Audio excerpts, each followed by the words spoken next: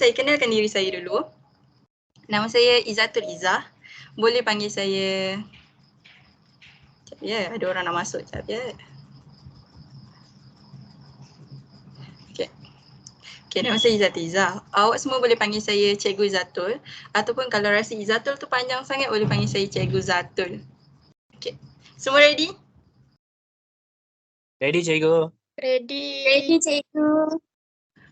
Okay. Ready, Cikgu. Okay. Okay. Hari ini saya akan mengajar ataupun menerangkan tentang pengurusan kecederaan sukan. Yang ini adalah topik besar dia. Tapi saya akan terangkan dengan lebih detail adalah subtopik dia yang bertajuk patah dan terkehil. Jadi apa objektif yang kita akan dapat kalau kita belajar tentang patah dan terkehil ni? Yang pertama, kita akan tahu tentang takrifan patah dan terkehil, tanda dan gejala patah dan terkehil itu sendiri, dan dekat ujungnya nanti kita akan tahu rawatan kecemasan ataupun rawatan am untuk patah dan terkehil ni.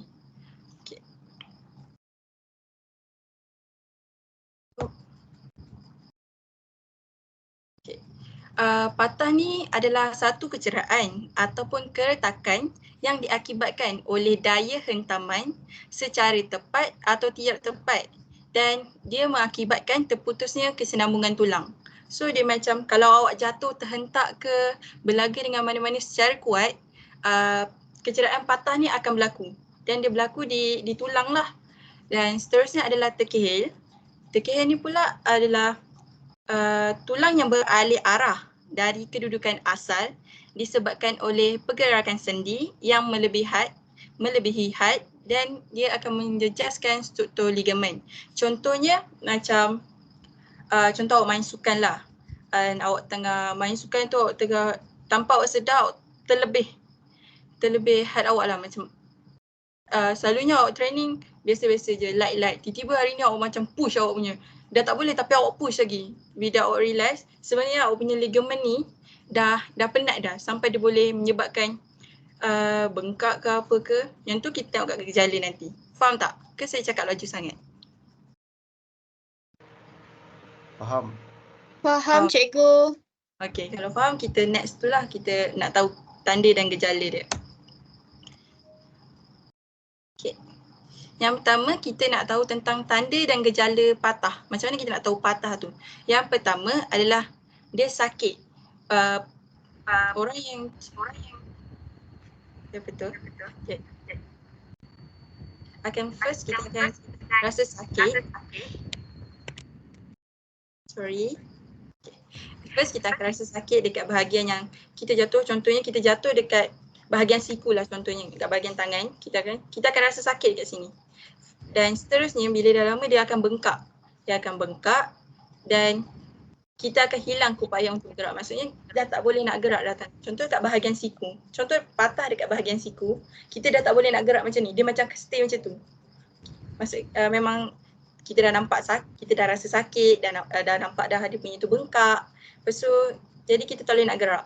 Lepas tu kalau kita berlaku sikit pergerakan, dia rasa macam kena renjatan. Faham tak? Macam macam tu. Rasa macam ada something yang memang kalau berlaga sikit je rasa.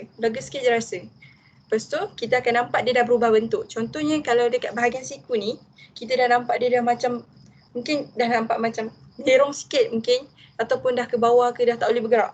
Macam contoh kat pergerakan tangan, dia akan macam ni. Dia tak boleh angkat. So bagi yang patah terbuka pula, kita akan nampak dia terkeluar. Faham tak? Dia macam akan terkeluar, dan kita kat situ kita tahu, oh tulang ni dah terkeluar, maksudnya patah terbuka. Itu untuk patah. Kalau gejala, ni sikit je dia punya tanda dan gejala. First, dia sakit dan dia macam kita gerak pun dah rasa sakit. Cuma still boleh gerak. Cuma sikit lah, dia macam membataskan kita punya pergerakan. Lepas tu bila dah lama, dia akan bengkak. Dia dah bengkak, lepas tu urat-urat kita ataupun sendi-sendi kita kat sini dah berubah. Maksudnya dah jadi warna lain dah. Warna purple something, sebabnya dia dah bengkak teruk kat bahagian dalam tu. Faham tak semua? Faham tak apa beza patah dengan terkehil punya tanda-tanda ni? Faham. Faham. Tak laju sangat kan? Boleh catch up lagi kan? Boleh. Ya. Okay. Seterusnya kita akan ke perbezaan antara patah dan terkehel. Okay, untuk patah, lokasi dia adalah dekat mana-mana bahagian tulang kat badan kita ni. Dan terkehel pula dia dekat bahagian sendi-sendi tulang. Maksudnya kalau patah tulang, terkehel ni dekat sendi. So beza dia dua tu je. Patah tulang, terkehel sendi. Lepas tu macam tanda-tanda tadi kita dah tahulah yang sebelum tu, luka, bengkak, lebam, sakit, sukar bergerak. Untuknya patah, terkehel, bengkak, lebam, sakit dan sukar bergerak. Tu je. Untuk patah, dia boleh berlaku pendarahan tau. Tapi untuk patah terbuka tadi, sebab apa? Sebab tulang tu dah terkeluar, so dia dah berlaga dengan, dah terkena dengan kulit-kulit kita kat bahagian dalam tu, isi-isi kita, so memang akan keluar darah lah. Dan untuk terkehel, dia tak akan berdarah. Sebab apa dia tak akan berdarah? Sebabnya dia ada hanya pada sendi-sendi. Jadi dia tak akan berdarah. Tak ada sebarang salur darah yang terlibat pun untuk dia pecah. Macam tu. Okay. Patah ni, dia dah kan sebab dia patah tulang kat dalam kan. So dia dah boleh datangkan risiko yang di mana dia boleh cederakan organ dalaman kita. Contoh kalau dekat sini, dekat bahagian dada lah. Contoh kalau dia patah, dia boleh cocok je mana-mana organ-organ kita kat bahagian dalam ni. Contoh tercocok paru-paru ke, tercocok hati ke, dia boleh macam-macam. Sebab tu dia kata risikonya untuk mencederakan organ dalaman. So kalau kena berhati-hatilah sebab ni memang bahaya patah ni. Dan terkehel ni pula tak payah risau, bukanlah tak payah risau, maksudnya tak seteruk dengan patah sebabnya dia takkan cederakan organ dalaman, dia hanya pada kawasan-kawasan sendi tu saja yang akan tercedera. Lepas tu untuk patah, dah nama pun kalau dia patah dalaman kan, dia patah dalaman akan berlakunya darah, pecah darah kat dalam ke ataupun tercocok organ dalaman ke, dan kita tak tahu benda tu, dan akan bila terbiar dia akan boleh berlakunya jangkitan kuman. Daripada darah tu, lepas tu dia dah terbiar macam tu akan berlakunya jangkitan kuman sendirilah sebabnya darah tu dah macam dah lama terbiar. Untuk terkehel, takkan berlakunya jangkitan kuman. Faham tak semua? Faham. Okay. Faham. Next, kita akan ke jenis patah. Okay, jenis patah ni dia ada 6 untuk basic. Dia ada 6 untuk basic. Yang pertama adalah patah rebung. Nampak tak gambar ni semua? Ni ada patah, dia sikit je tapi dia tak habis. Patah rebung ni, kita dalam bahasa Inggeris, kita panggil green stick fracture. So dia patah dia sebab dia stick tau, dia kecil, dia nipis. Jadi bila dia patah tu, dia patah macam ni. Tapi dia tak habis. Macam tu. Dia macam, maksud dia tulang retak tetapi tidak terputus dan biasanya berlaku pada kanak-kanak. Kenapa dia berlaku kat kanak-kanak selalu? Sebab kanak-kanak ni tulang dia mudah rapuh. So macam ni memang selalu terjadi dekat kanak-kanak sendirilah. So, yang kedua, patah lesung ataupun impacted. Impacted ni adalah mana tulang-tulang ni dia mencucuk-cucuk antara satu sama lain akibat terjatuh dari tempat yang tinggi dan terpecah dari pelbagai sudut. Maksudnya contoh awak terjatuh kuat, dia maybe tak patah macam ni, maybe tak patah macam ni, dia akan patah macam ni. Dia macam retak. Orang selalu cakap retak lah, tulang retak. So nampak dia tak tercabut tak apa, dia cuma retakkan berlaku di tulang-tulang. Macam tu. Itu kita panggil patah lesung. Dan seterusnya kita panggil patah menyerong. Patah menyerong ni tulang akan patah serong macam ni. Dia serong, sengit macam tu. Dia kepatahan ni bersudut tajam yang disebabkan dari hentakan kuat secara tiba-tiba. Selalu ni berlaku dekat bahagian tangan, kaki. Selalu memang akan berlaku kat bahagian-bahagian situ yang ada tulang-tulang nipis, tulang-tulang kecil macam tu. Dia akan berlaku kat situ. So ni gambar dia, contoh tulang menyerong tu patah. Seterusnya adalah patah terpusing. Patah terpusing ni adalah kepatahan yang disebabkan dari daya putaran yang kuat dan menghasilkan kepatahan seperti spring. Contohnya macam ni, dia dah terpusing macam ni. Dia dah terpusing. Dia macam straw kita pusing macam tu. Dia kat bahagian tengah-tengah terpusing. So disebabkan dia, awak nampak kat dia terpisah atas dan bawah. Dan dia ada nampak garis putus-putus ni menunjukkan dia terpusing sikit waktu dia patah tu. Seterusnya adalah patah melintang. Nampak tak gambar ni? Saya rasa macam tak nampak sangat. Sekejap ada saya dengar ada orang masuk sekejap je. Sekejap je. Okey cikgu. Oh, hilang dah. Okey, tak ada. Okay.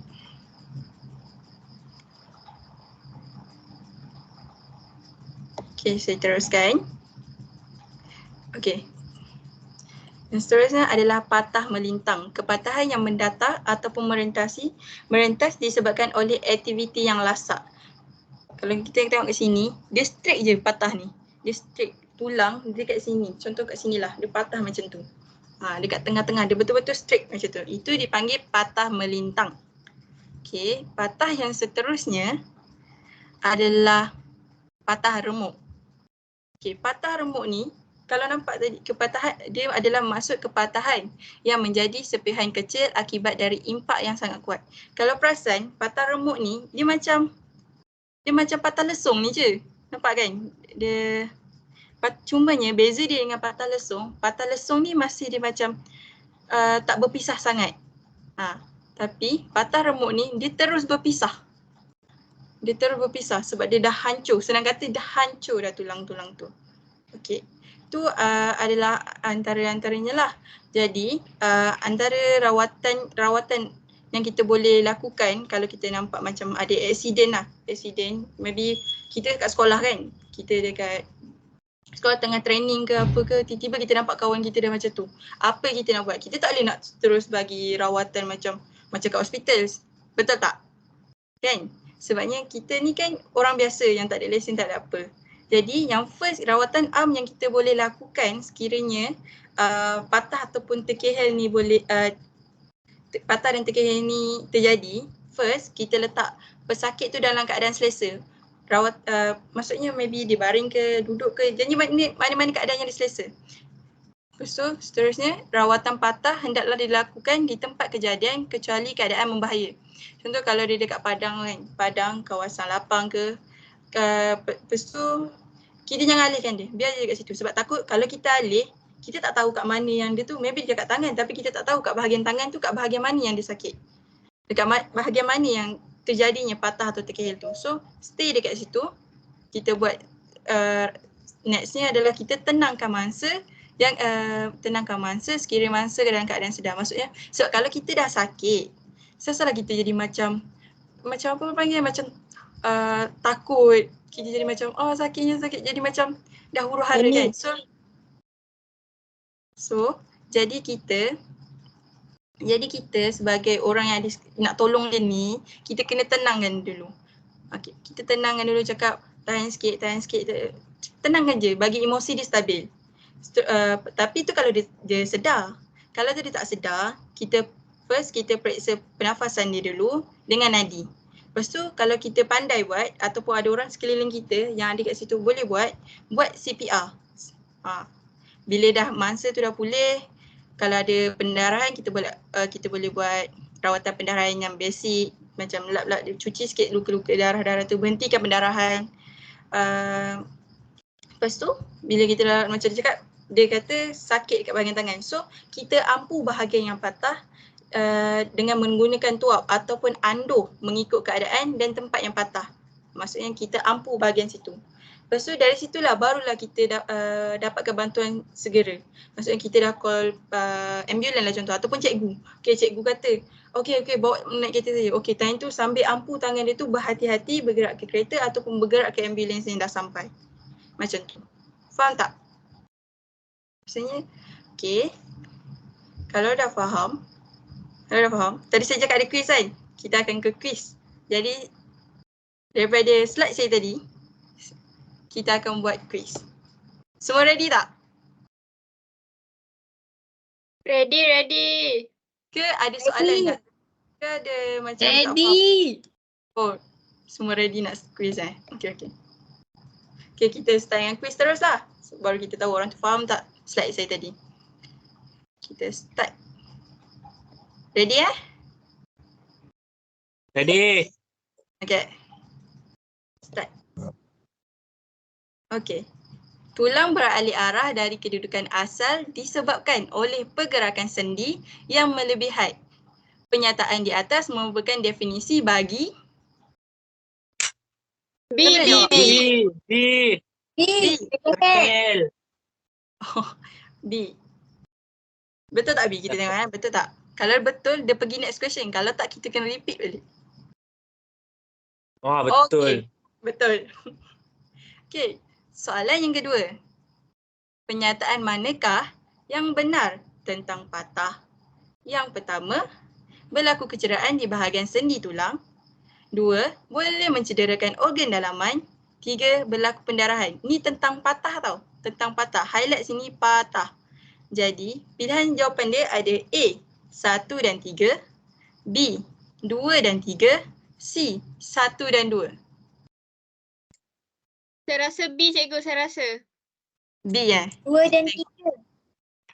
2 dan 3. D lah cikgu. Saya pun rasa B. Apa? D? B. B. Oh, B. Ya, B. Kejut 2 saya. dan Sebab 3. ada D dalam ni. Okay, B. B, boleh mencederakan organ dalaman dan berlaku pendarahan. Okey. Macam kita tengok B eh. Betul. Betul. Okey, seterusnya berdasarkan gambar dekat tepi ni.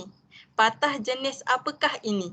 Patah remuk, patah menyerong atau patah terpusing? Tengok balik, ingat balik gambar ni tadi. Saya tunjuk tentang patah apa? Dia terpusing cikgu. Terpusing. Terpusing. C, cikgu, Terpusing. saya kunci. D. C, terpusing eh. Ya, dia terpusing. Betul tak? C. Nah, Betul. betul. Okey, soalan keempat. Patah jenis apa pula ni? Ni last kali saya tunjuk tadi. Apa ni? Remuk. Macam patah remuk lah cikgu. Patah remuk tu, cikgu. Siapa cakap A tadi? Remuk. Remuk. Tapi cikgu, saya dengar rebung. Remuk cikgu. Mana? Remuk. Remuk, cikgu, remuk. Remuk cikgu, remuk. Saya kunci remuk, cikgu. Remuk eh. Kita tengok. Betul. Yes. Last, ni soalan last.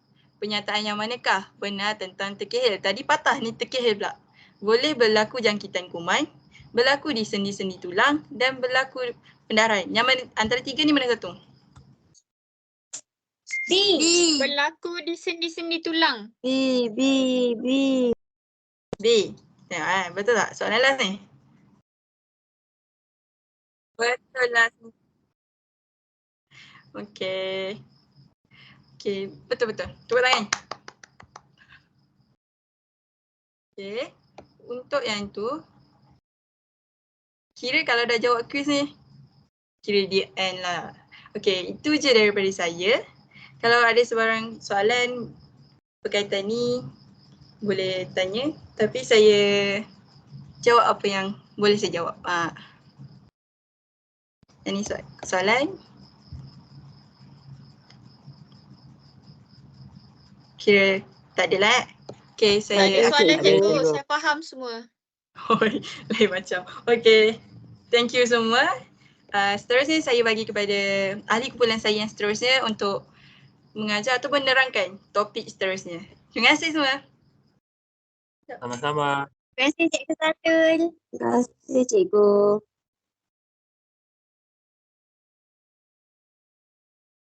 Okey, selamat malam dan selamat sejahtera semua. Sekarang ini saya akan, Stella. Pada bahagian ini saya akan mengajar tentang bahagian keagresifan dalam sukan. Next.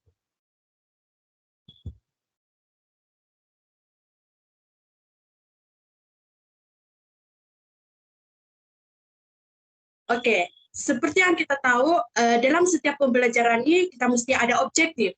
Jadi di sini saya telah menyediakan 4 objektif, iaitu objektif yang pertama adalah saya hendak menjelaskan pengertian apa itu keagresifan dalam sukan. Yang kedua adalah saya ingin membandingkan apa itu keagresifan ketara, iaitu hostile, keagresifan instrumental, dan keagresifan asertif. Yang ketiga adalah setiap keagresifan itu saya akan memberikan contoh yang sesuai bagi setiap jenis keagresifan dalam sukan. Yang terakhir adalah saya ingin menjelaskan faktor-faktor yang menyebabkan keagresifan sukan itu terjadi. Next. Oke, sekarang kita pergi kepada apa itu keagresifan dalam sukan. Oke, dalam pemahaman, dalam pengertian keagresifan dalam sukan itu apa, kita tahu keagresifan dalam sukan itu adalah bermaklumat untuk mencederakan atlet lain secara fisikal, verbal, ataupun psikologi, yaitu keagresifan dalam sukan ini adalah melibatkan tindakan atlet itu bersikap agresif dalam sukan. Oke, agresif ini bukan sahaja melibatkan atlet, tetapi dia melibatkan juga jurulatih, pegawai, dan juga penonton. Oke, sesuatu dalam tingkah laku dalam sukan dikatakan agresif sekiranya mempunyai ciri-ciri seperti berikut. Yang pertama adalah dilakukan dengan niat, kedua adalah tingkah laku yang disengajakan. Yang ketiga adalah melibatkan bahaya dan kecederaan kepada atlet ataupun individu yang terlibat dalam sukan. Oke, di sini kita beralih kepada jenis keagresifan dalam sukan.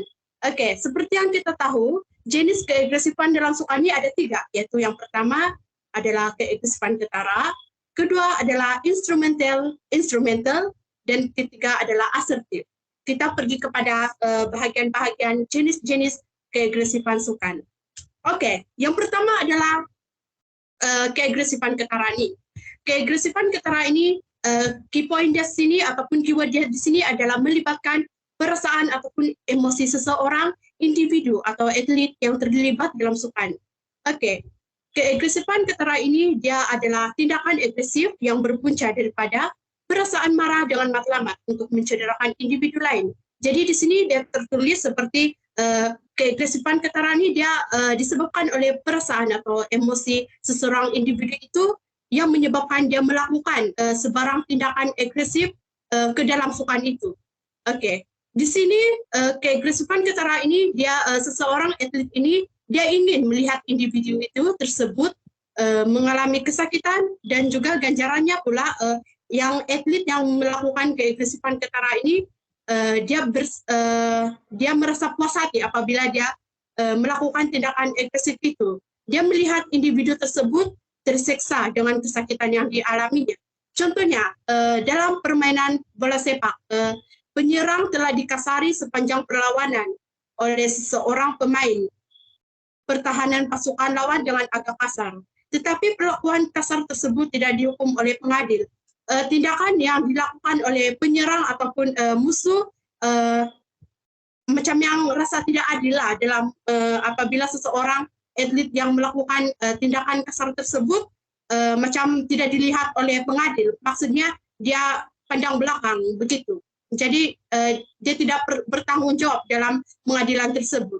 Jadi oleh kerana terlalu marah atlet yang terlibat, jadi penyerang tadi telah menyikut pemain pertahanan tersebut dan dia mendatangkan kecederaan semasa perebutan bola dengannya untuk membalas dendam dan mengakibatkan kesakitan. Next. Oke, next adalah keagresifan instrumental. Keagresifan instrumental ni dia punya key point ataupun keyword adalah untuk mendapatkan matlamat. Berbanding dengan keagresifan ketara ni, keagresifan ketara ni dia punya keyword ataupun key point berdasarkan daripada perasaan atau emosi seorang individu itu. Jadi keagresifan instrumentalnya adalah perbuatan dengan niat untuk mencederakan individu lain.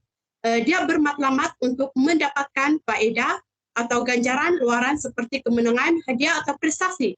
Di sini kita boleh nampak yang keagresifan instrumental ini dia penting kepada matlamat untuk dia menjayakan sesuatu tersebut. Boleh faham tak? Boleh, cikgu. Okey. Boleh. Okey, sekiranya terlalu laju atau perlahan tolong tanya kepada saya, okey? Okey. Baik, cikgu. Okey. Cikgu. Kita berbalik kepada keagresifan instrumental ni. Oke, keagresifan instrumental ini individu yang bertindak agresif tadi melihat tindakan tersebut sebagai instrumental yang perlu dilakukan untuk mencapai matlamatnya. Maksudnya keagresifan instrumental di sini dia perlu melakukan untuk dia mencapai matlamatnya. Maksudnya keagresifan yang berlaku dalam sukan itu perlu dia lakukan untuk dia mencapai dalam sukan. Contohnya di sini yang contoh saya beri adalah seseorang pesilat melakukan tindakan agresif dengan mencederakan. Maksudnya di sini dia mencederakan pihak lawan agar saingannya tersebut tidak dapat beraksi dengan baik, seperti mendapatkan mata yang baik dalam perlawanan silat. Jadi matlamat dia untuk mencederakan pihak lawan adalah untuk memastikan dirinya untuk memenangi pertandingan tersebut. Di sini kamu boleh dapat yang contoh ini berkait dengan definisi keagresifan instrumental, kamu paham kan? Paham. Paham. Oke, seterusnya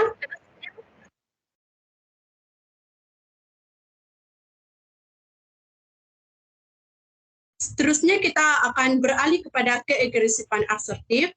Jadi keagresifan asertif ini dia punya key point ataupun keyword adalah dia melakukan tindakan agresif tersebut karena tindakan tersebut dibenarkan mengikut permainan. Di sini dia punya key point ataupun keyword dia di sini dia melakukan keganasan ataupun keagresifan dalam sukan mengikut kepada peraturan permainan yang telah ditetapkan. Oke, jadi di sini dalam konteks ini niat untuk mencederakan individu lain tidak timbul sama sekali. Jika kecederaan berlaku akibat tindakan asertif, ia tidak dikira sebagai satu tindakan yang agresif karena tindakan tersebut dibenarkan mengikut peraturan. Jadi di sini dia melakukan tindakan agresif sebab dia dibenarkan mengikut peraturan dan tiada niat untuk mengakibatkan kecederaan pemain. Contohnya pemain di dalam rugby ini tackle dibenarkan dalam sukan permainan rugby ini. Jadi penggunaan tackle ini untuk menghadkan pergerakan atau merampas bola dari pemain lawan dalam permainan rugby dibenarkan serta termaktub dalam peraturan permainan selagi tackle tadi dilakukan tidak menyalahi peraturan. Bagaimanapun, jika berlaku kecederaan kepada pemain lawan akibat tackle bersih yang dilakukan, ia tidak dianggap sebagai tindakan yang agresif karena ia dilakukan dengan bersih serta dia mengikut peraturan tanpa ada niat untuk mencederakan pemain lawan. Oke, next. So, berdasarkan tiga keagresifan tadi ini, keagresifan ketara ini kamu perlu ingat, di poin dia melibatkan perasaan emosi atau marah. Manakala keagresifan instrumental ini, dia melibatkan matlamat untuk dia mencapai kejayaan dia. Jadi dia bertindak agresif untuk dia mencapai matlamat dia dalam sesuatu sukan. Manakala keagresifan asertif ini, dia melakukan keagresifan berdasarkan peraturan yang ditetapkan. Oke, itu saja daripada definisi ketiga-tiga keagresifan tersebut. Sekarang kita pergi kepada apakah faktor penyebab keagresifan dalam sukan berlaku. Jadi di sini kita tahu keagresifan berlaku disebabkan oleh berbagai faktor. Jadi di sini saya telah menyediakan 6 faktor yang menyebabkan keagresifan dalam sukan. Yang pertama adalah kebangkitan fisiologi. Oke, kebangkitan fisiologi ini biasanya berkait rapat dengan persekitaran khasnya suhu dan suasana penonton.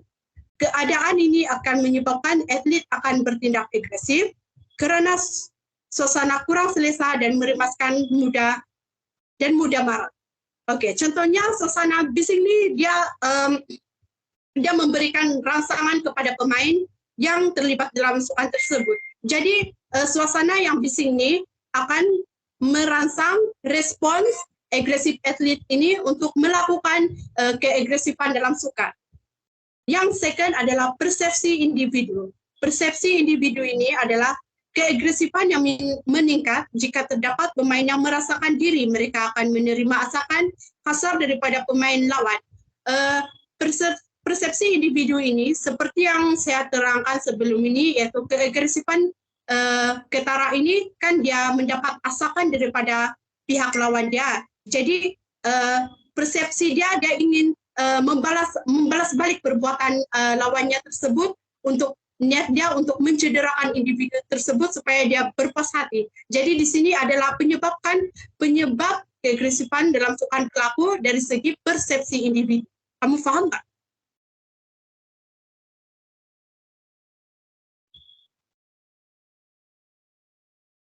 Paham. Oke. Paham. Oke, secara tidak langsung, persepsi ini akan mencetuskan tindakan yang lebih agresif jika pertempuran berlaku antara kedua-dua pemain. Oke, seterusnya. Faktor penyebab keagresifan dalam sukan yang ketiga adalah disebabkan oleh perbezaan mata jaringan. Oke, semakin besar perbezaan mata jaringan, maka semakin banyak kekerasan yang akan dilakukan oleh pasukan ketinggalan. Contohnya pemain bola sepak, contoh sebagai grup A dengan B. Contoh, grup A dia mendahului perbezaan mata jaringan daripada grup B. Jadi grup B ini dia akan melakukan kekerasan untuk mencari poin utama gol untuk mengejar poin mata jaringan kumpulan E tersebut. Oke, yang kedua adalah lokasi perlawanan. Lokasi perlawanan adalah tindakan atau permainan yang agresif akan lebih banyak ditonjolkan oleh pemain tuan rumah jika mendapat sokongan atau penonton atau penyokong. Contohnya seperti saya orang Sabah. Contohnya saya seperti orang Sabah. Contoh saya terlibat dalam bidang badminton. Jadi badminton ini dilakukan di Sabah. Jadi saya menerima banyak sokongan daripada pihak Sabah. Jadi saya pun kebangkitan fisiologi pun saya akan tinggi. Sebab lokasi perlawanan saya pun di Sabah. So kebangkitan rasa untuk menang pun semakin meningkat. So di situ saya akan bertindak agresif untuk mendapatkan mata dalam perlawanan badminton. Oke, seterusnya.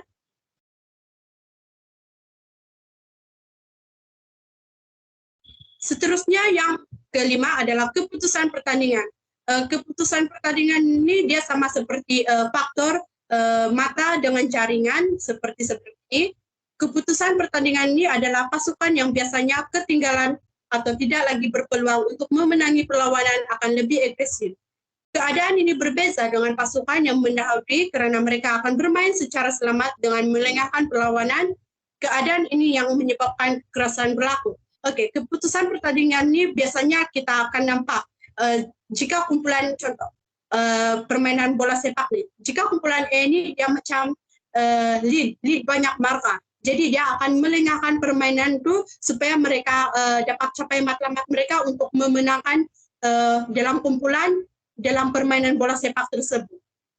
Oke. Yang kedua, yang terakhir adalah penggunaan dada. Kesan dada dalam sukan juga mempengaruhi keagresifan seseorang atlet. Hal ini disebabkan sebarang tindakan mereka adalah bawah sadar karena pengambilan bahan terlarang tersebut. Oke, next.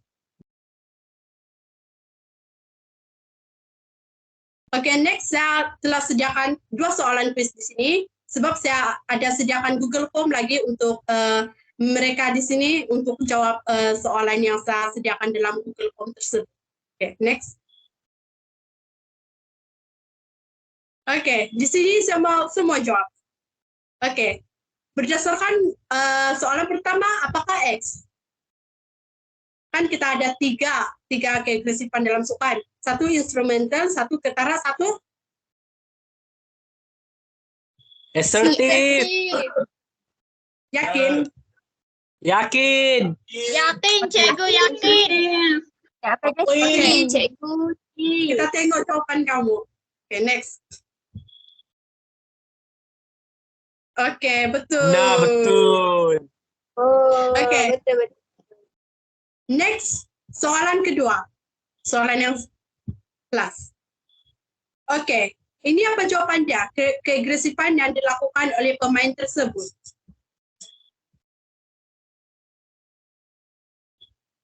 Baca dahulu dan jawab.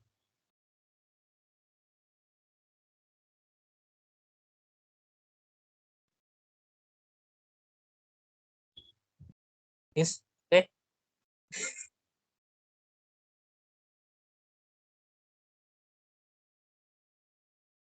keagresifan ketara ni macam sebelum ni yang saya cakap disebabkan oleh perasaan atau emosi seseorang itu untuk melakukan tindakan agresif.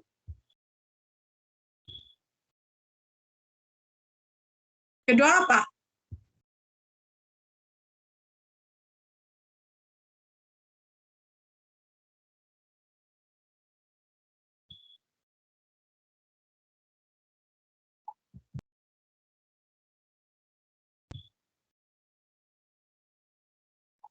D ke cikgu? Macam D lah cikgu. Ikut. Saya rasa A cikgu. D cikgu D. Cikgu D. Saya rasa A, cikgu. D. Okey, ada yang Jawapan jawab dia A, A, cikgu. ada yang A. jawab D. Okey, kita pergi kepada jawapan dia.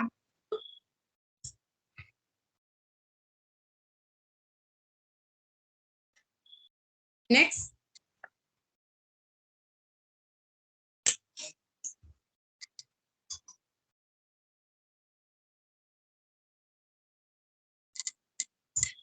Okey, jawapan dia di betul sini ada Betul lah agresif ketara. Ya, betul.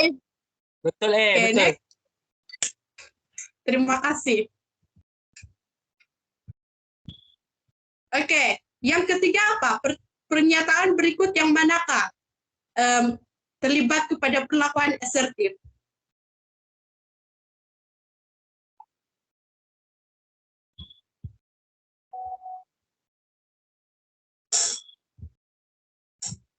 Saya rasa C. Pemain rugby. MC lah Saya rasa cikgu. C, cikgu jawapan dia. Pemain rugby membuat tackle terhadap pahlawan semasa bertahan. Okey, Saya yakin lock dengan C jawapan? cikgu. Yakin Yakin. dengan jawapan? Pada C. Okey, Yakin. kita pergi Jawapan kepada C, cikgu. kita pergi kepada jawapannya. Cikgu, D, cikgu. Okey, jawapan dia C. C ya. C jawapan dia. Tadi tu. Sebab dia asertif, dia melibat tertera kepada peraturan permainan. D ini dia lebih kepada instrumental. Sebab dia melakukan tumbukan untuk mendapatkan matlamat. Fahamkah? Faham cikgu. Okey, next. Okey, terima kasih. Itu saja daripada saya. Terima kasih semua. Sama-sama. Terima kasih.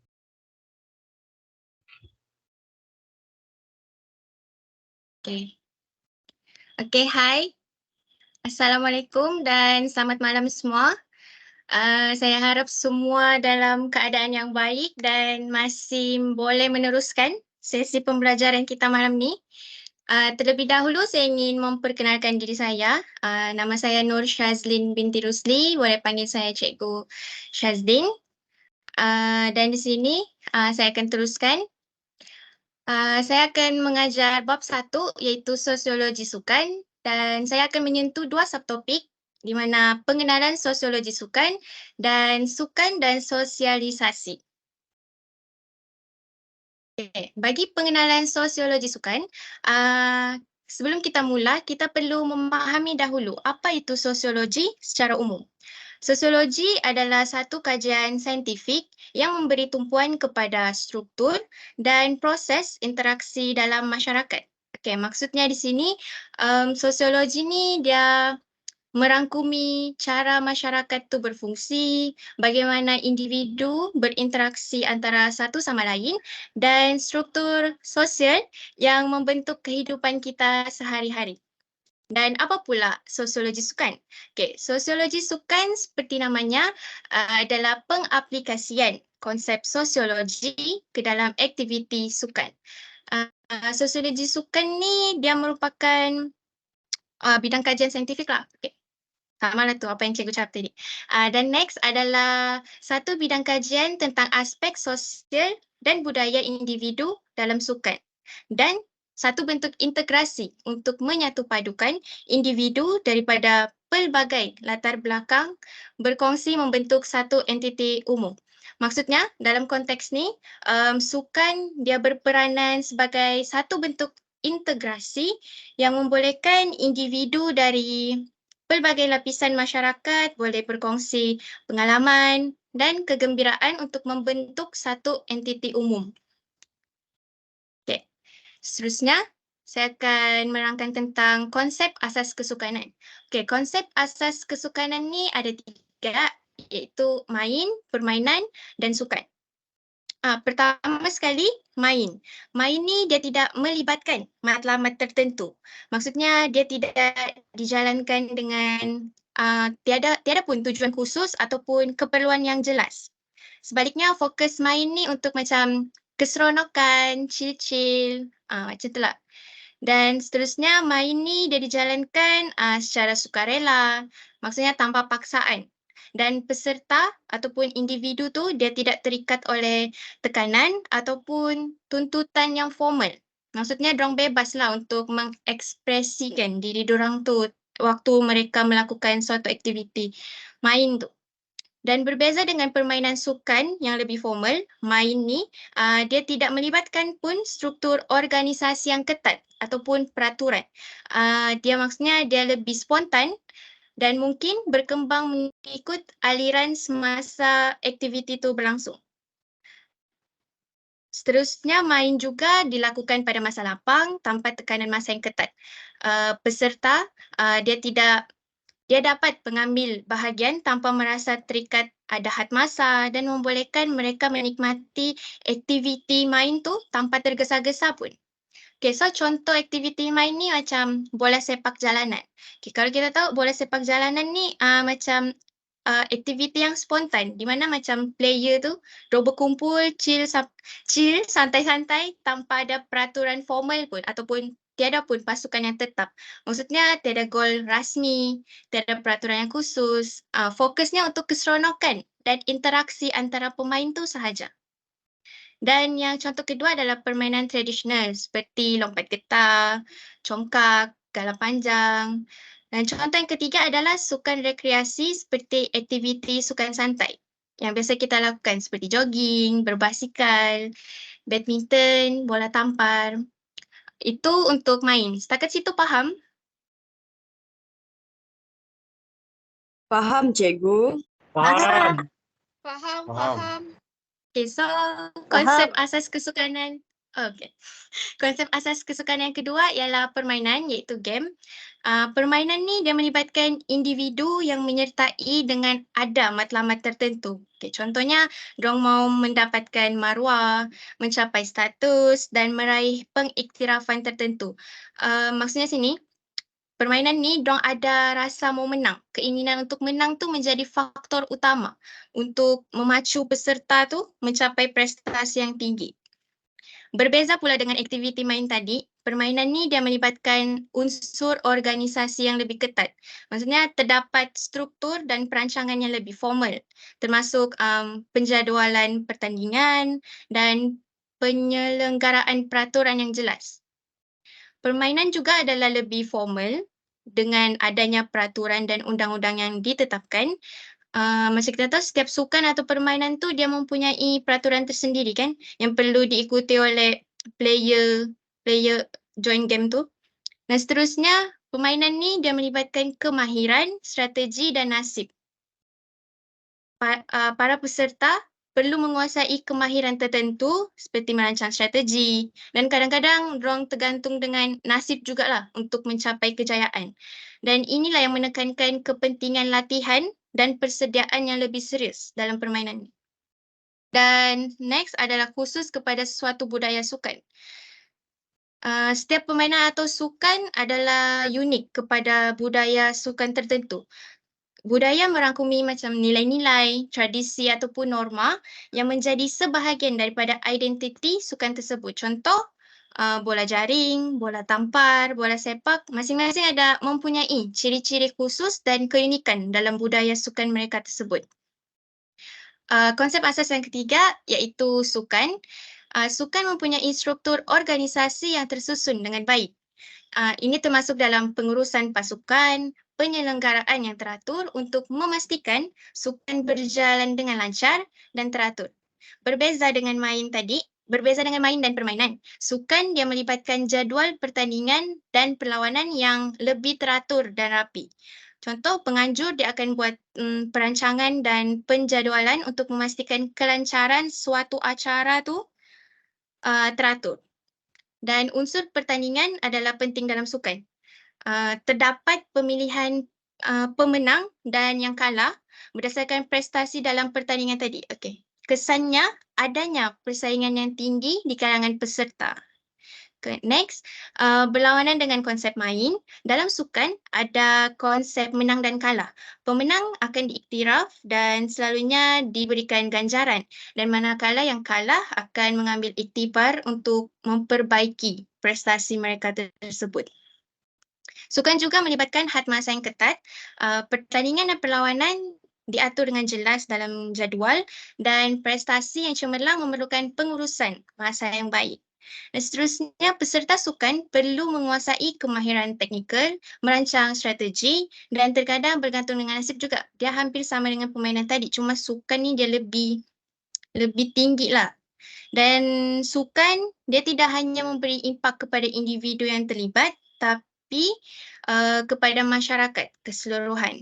Dia juga boleh memberikan impak kepada ekonomi, mempromosikan identiti negara dan meningkatkan status atlet dan pasukan sukan. Contohnya macam Sukan C, Liga Super, MSSD, MSSM. Kesemua ni dia adalah acara yang menggambarkan ciri-ciri sukan yang formal dan lebih teratur. Faham sampai situ? Faham, cikgu. Faham. Okey, seterusnya cikgu Faham, akan... cikgu. Okey, terima kasih. Seterusnya cikgu akan teruskan dengan kepentingan sukan dari sudut sosial. Okey, yang pertama, penglibatan penonton. Okey, sukan merupakan sesuatu yang lebih daripada sekadar perlawanan di padang atau gelanggang. Ia merangkumi penglibatan penonton yang memainkan peranan penting dalam memeriahkan suasana. Dan kepuasan diperoleh apabila menonton pasukan ataupun atlet yang diminati beraksi. Sorakan penonton juga akan memotivasikan pasukan dan dapat meningkatkan keyakinan diri pemain. Memberikan imej yang baik kepada negara dan menerima apa jua keputusan perlawanan. Okay. Bagi kepentingan sukan dari sudut sosial yang kedua ialah impak ekonomi. Sukan dapat meningkatkan ekonomi negara melalui pertukaran mata wang asing, penajaan, pelancongan sukan, kajian dan penghasilan serta penjualan produk sukan. Okey. Contohnya, penyelenggaraan acara sukan antarabangsa seperti Olimpik ataupun Piala Dunia dapat memberikan dorongan ekonomi yang besar kepada tuan rumah. Dan satu cabang sumber kewangan melalui kutipan cukai, hak penyiaran dan penganjuran sukan. Seterusnya, yang ketiga adalah integrasi kaum. Sukan membawa bersama-sama orang dari latar belakang berbeza, memupuk semangat kebersamaan dan membantu dalam proses integrasi sosial.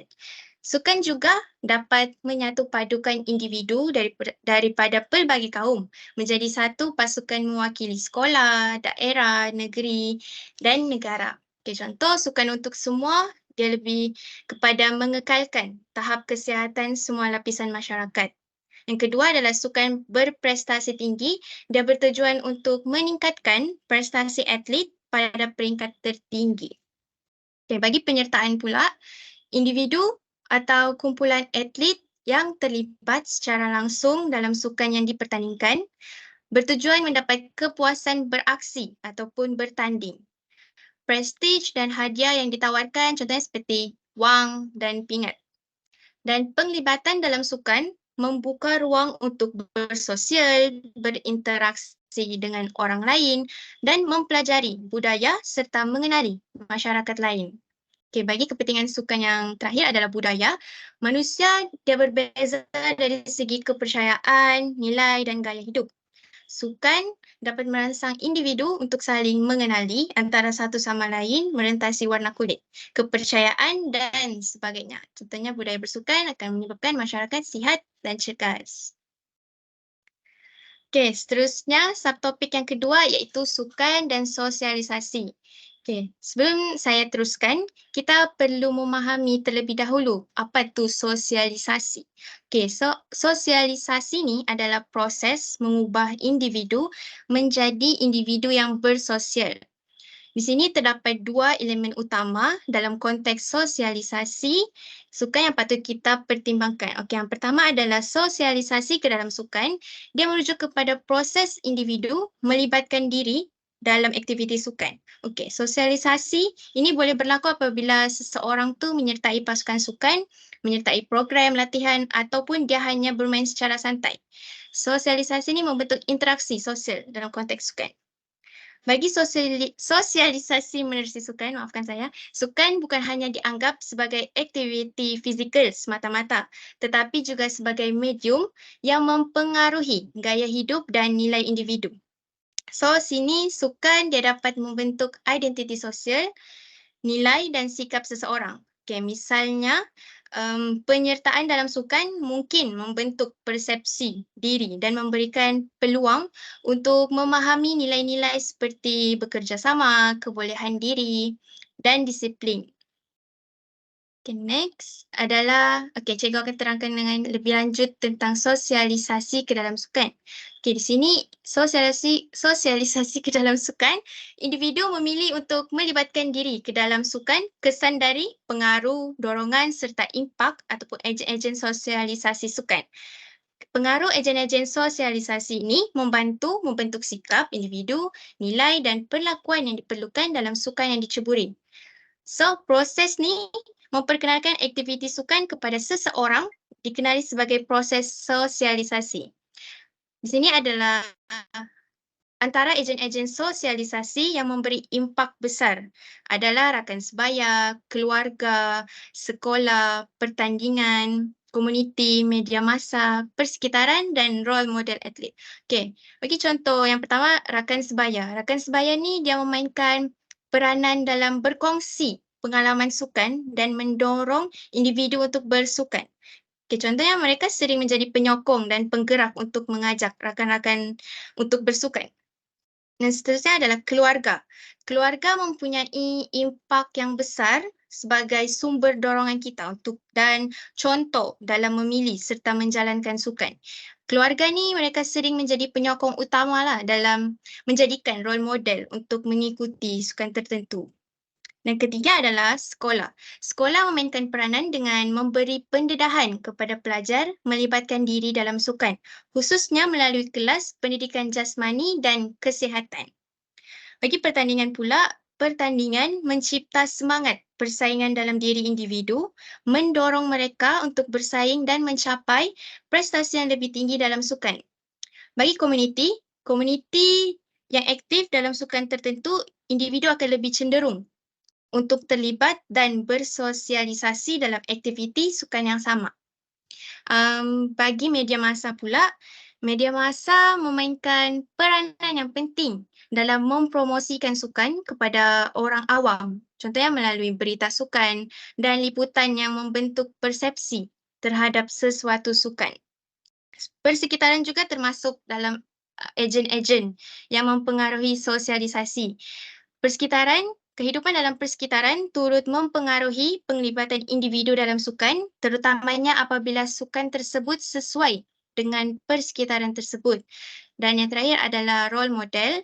Atlet yang menjadi role model mempunyai impak yang besar dalam memotivasikan individu untuk terlibat dalam sukan dan mencapai kecemerlangan. Okey, yang kedua adalah sosialisasi menerusi sukan. Yang pertama adalah sukan menjadi alat untuk mensosialisasikan individu. Contoh, sikap berdisiplin, bekerjasama, toleransi, hormat menghormati dan mematuhi peraturan merupakan elemen-elemen yang penting untuk membentuk watak seseorang. Okay, sebagai contoh, seorang individu yang pendiam akan dapat mengubah dirinya menjadi lebih berkeyakinan dan berdisiplin sekiranya dia melibatkan diri dalam permainan tinju dan rugby. Memandangkan sukan tinju dan rugby ni berbentuk agresif dan meletakkan disiplin latihan yang tinggi sebagai tingkat teratas penyumbang dalam kejayaan seseorang. Seterusnya adalah sukan memberi ruang untuk atlet mencipta kejayaan. Okey, seseorang cenderung untuk memajukan diri dalam institusi sukan untuk mendapatkan ganjaran. Okay, contoh ganjaran tadi wang ringgit, kebendaan, macam itulah. Dan dengan ini, mobiliti sosial ataupun taraf hidup seseorang tersebut akan meningkat dengan adanya ganjaran ataupun upah yang diperolehi bersesuaian dengan tahap kemahiran individu berkenaan. Bukan itu sahaja, individu cenderung berusaha dalam sukan untuk kepuasan diri dan menaikkan nama baik institusi maupun negara. Selain itu, sukan juga sebagai alat untuk mempertahankan diri. Individu akan melibatkan diri dalam ilmu mempertahankan diri dan cuba untuk mendalami ilmu berkenaan untuk menjadi lebih mahir dan berkeyakinan tinggi. Individu juga akan mempelajari ilmu mempertahankan diri menerusi sukan berkenaan bertujuan untuk melindungi institusi. Contohnya taekwondo, judo, silat, menembak dan sebagainya lah. Seni dalam sukan ni akan dipelajari sedalam yang mungkin dan memberi impak yang mendalam kepada individu tersebut. Okay, so sini saya akan memberikan perbezaan antara sosialisasi ke dalam sukan dan sosialisasi menerusi sukan. Okay. Macam tadi, sosialisasi ke dalam sukan ni, individu tu disosialisasi dengan adanya pengaruh ejen. Contoh, keluarga tadi, rakan sebaya, sekolah, masyarakat, media massa dan persekitaran. Manakala sosialisasi menerusi sukan pula, dia disosialisasikan dengan sukan berdasarkan penyertaan dalam sukan yang dipilih. Okey, bagi sosialisasi ke dalam sukan dapat mewujudkan perpaduan yang erat tidak mengira bangsa dan agama. Contohnya sukan neka dan hari keluarga. Okey, bagi sosialisasi menerusi sukan dapat melindungi institusi maupun diri sendiri. Contohnya sukan taekwondo yang tadi cikgu cakap lah. Okey, itu sahaja dan kita akan teruskan lagi dengan kuis. Masih boleh teruskan? Boleh cikgu. Boleh. Boleh? Betul? Okay. Betul. Okay, soalan yang Ya. pertama.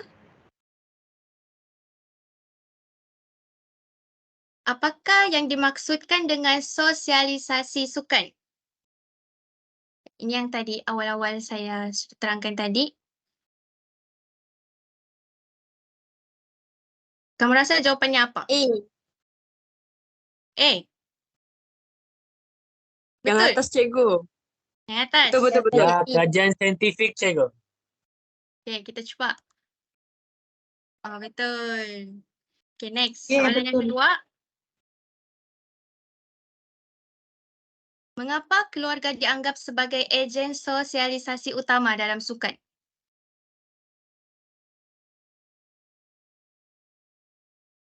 Yang bawah sekali tu cikgu. Yang bawah Kerana sekali keluarga cikgu. memainkan peranan. Kerana keluarga memang peranan. Baiklah. Oh, betul. Nampaknya kamu fahamlah.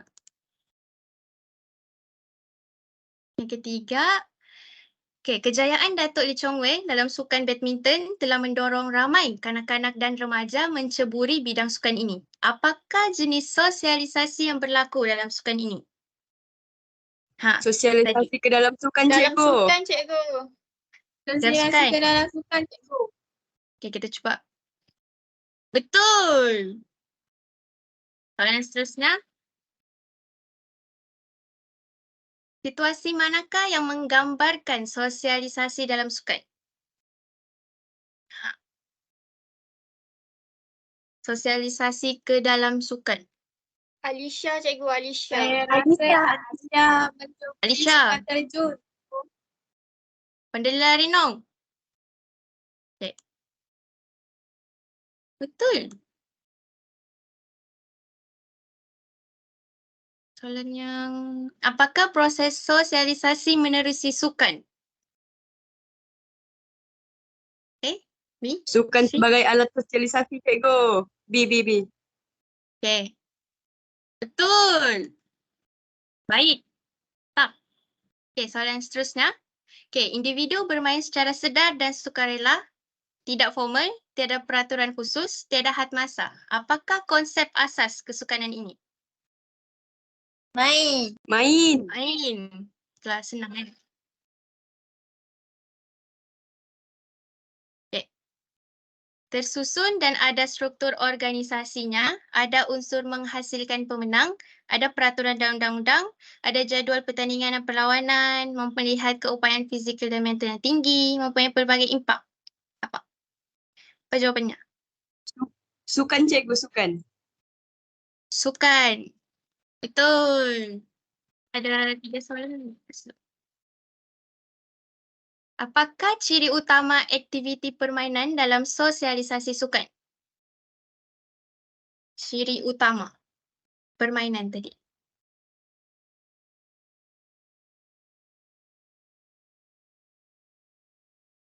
Tersusun.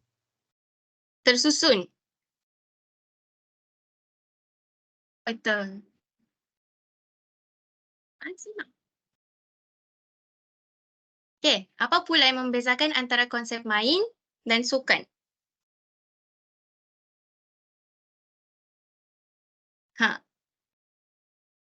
B cikgu, B. B. Sukan melibatkan pertandingan dan peraturan formal. C. B ke C? B cikgu. Sukan B, melibatkan B. pertandingan cikgu. B cikgu. B cikgu. Betul. B cikgu. Pandai.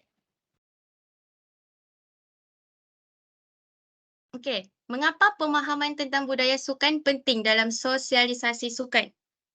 Ke A, B ke C? B cikgu, B. B. Hanya untuk memahami nilai-nilai, tradisi dan norma dalam sukan. Betul. Okey, so setakat itu sahaja daripada cikgu.